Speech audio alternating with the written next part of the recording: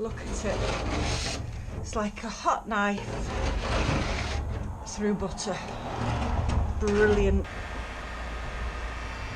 Hello everybody and welcome to today's vlog. Today we're doing something completely different, and over the past 3 weeks we've been outside doing the garden pond, and that hasn't finished, but we're not doing it this week. As you all probably know, I have an absolutely gorgeous vintage rice trailer. It's a horse trailer which carries two. It's a double stall. Over the past 2 years, we have been doing a continued, and I mean continued, renovation of it, and it's absolutely wonderful. However, one of the things that we did notice, especially when we gave it another coat of paint last year, is that it has got layer upon layer upon layer of paint to the point where it's just not working anymore, and the paint that's on needs to be removed, and we need to start again from scratch. So here we are looking at two very, very different ways of getting rid of the paint. First, I've got a heat gun, and second, I have got an industrial strength paint stripper. So we're going to have a look and see which way is the best way to be able to remove the paint from this particular trailer. Just to let you know, when I say it's got a lot of layers, I'm dealing with the inside of the trailer at the moment, and it's got 6 layers of paint on the inside. Come on, let me go and show you. This is the inside of the trailer, and as you can see from the state of the paint job, it really does need another lick of paint. Now, just to let you know, we did actually paint this last year. It was exactly a year ago as of now. We went to B&Q, we spoke to a paint specialist, and they gave us this, which unfortunately, as you can see, is just flaking straight off. So it wasn't the right paint for the job at all. Now, we've been taking all of the paint off this piece here. As you can see, this rusty bit, unfortunately. But another problem that we've encountered is that somebody's used body filler, which is an absolute pain, and you just cannot get rid of it. You have to grate it off. I've got a grinder and I'm having to grind it off where they've done it. So basically they've not wanted to treat the rust properly. So sooner than treating the rust properly, they have then gone on to use the grinder to just get rid of it the old-fashioned way with brute force and ignorance and just cover it up. So we're here now to do a proper job. We're going to treat the rust. We're going to make sure that everything is exposed from all of these many layers of paint, but we're in the process of finding out which way is the best way. On this bottom section here, we use the heat gun. But as you can see, it left some scratch marks, and I wasn't too happy with that. I didn't want to scratch. Whereas up here on this section here, there's a lot less scratching, even though possibly not as effective. And this has been the soluble paint stripper. So we've been putting that on. But there is a different story to that as well. So what I'm going to do is half this section here. So I'm going to go down here, and this section here I'm going to do with the blowtorch, and this section here I'm going to do with the paint stripper, and we'll see which one is actually the best one to use in this case.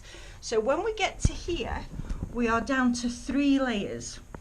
We've got the cream, then there's a white underneath, and then there's like a base colour, which is this blue colour. And it's this blue colour here and this bottom 3 layers that I'm going to concentrate on for the moment. The top 3 layers are all up here, but again, I'll deal with that another time. This is just to show which is the best way to do it. So let's get cracking with the heat gun. A bog standard heat gun. It's just simply click on and away we go.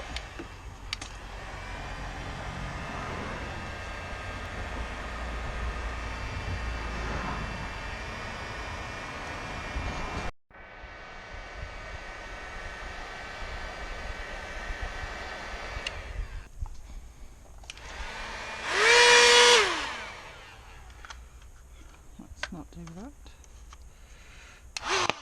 Ooh.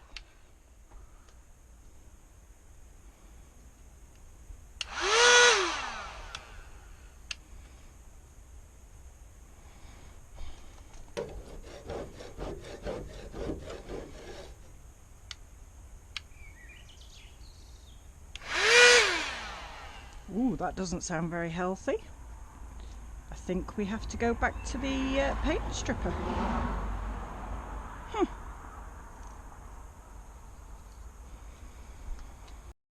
Let's have a look at using this no-nonsense paint stripper.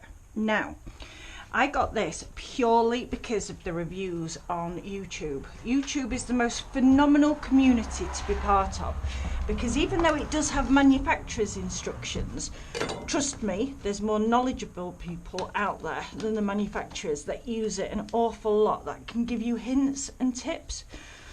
Now this comes out as a gel, a lovely thick gel, so that you're able to dab it onto the area that you need, which is what I've done previously, why there's all the scatterings over the floor. So we're wanting to do this section here, which is the base 3 coats. So if I dab this on and get right into the cracks there, and then the manufacturer's instructions actually tells you to leave it at that. But I want to show you a trick that it says to do on YouTube to make sure it penetrates the paint properly and also doesn't dry up. So let me do a nice sizable section here, get all that involved as well, and all in these cracks. Just use up all the paint stuff that I've got. I'll go over these layers as well because they'll also need to come off. Lovely, nice and thick, brilliant stuff. Oh, I do enjoy this. There's something quite relaxing about painting, probably because I didn't get the chance to do it for years because I was married to a painter and decorator, but now I actually get the chance to have a play myself, which is lovely. So see, there we go. The other good thing about this is that you don't have to wash your brush after every use. It will stay quite nice like that.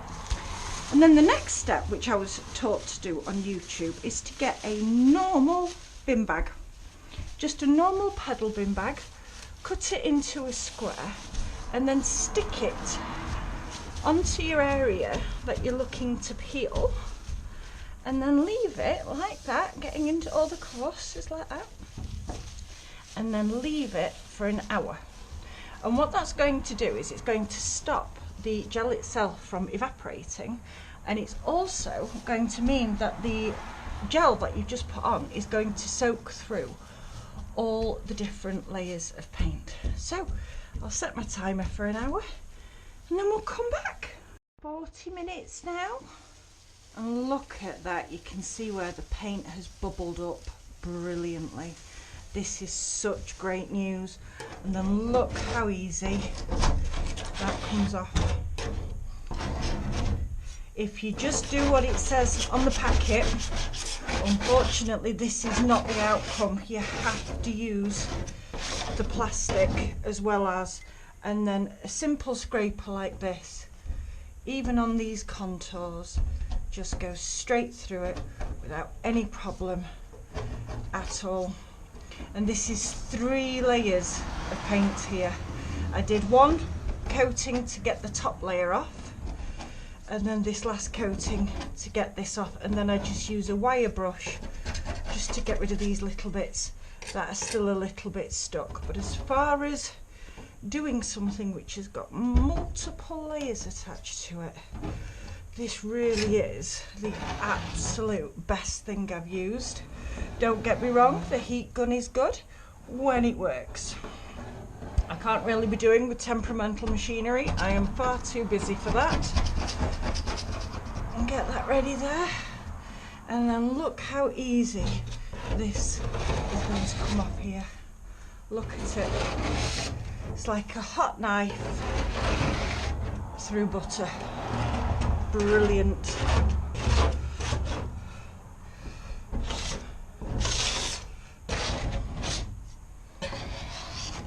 Absolutely amazing stuff, and you only need a little bit as well. You saw that I only used a blob to be able to do that whole section, and look, done. Still got some little bits over here, and then we'll do a little bit more and then we can scrape that off when we get back in. Fantastic. I do love it when a plan comes together, and this stuff is awesome.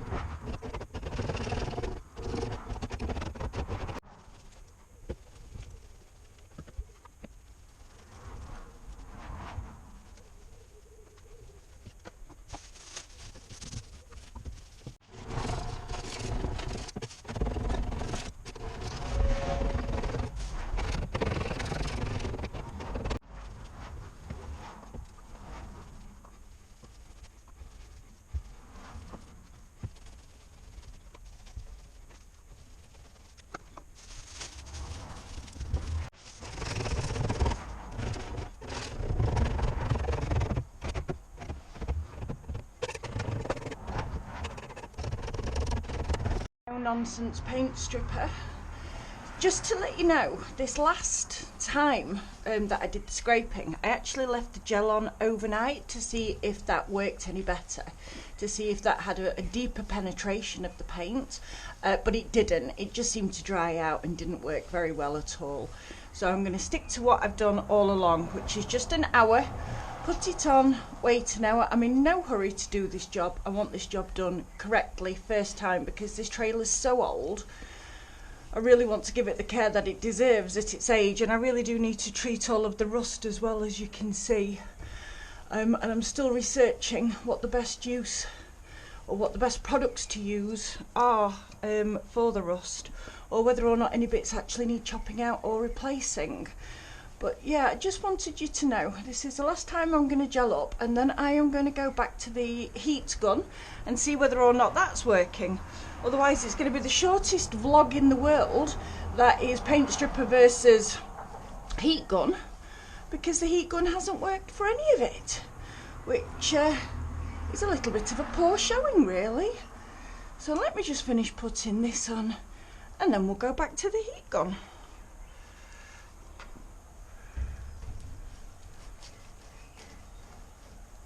Heat gun for about 2 hours, 2.5 hours, and it seems to have actually melted, which, I mean, it's a heat gun, surely that should have protected it. I've just plugged it in and turned it on just to see. Nope, it's not working.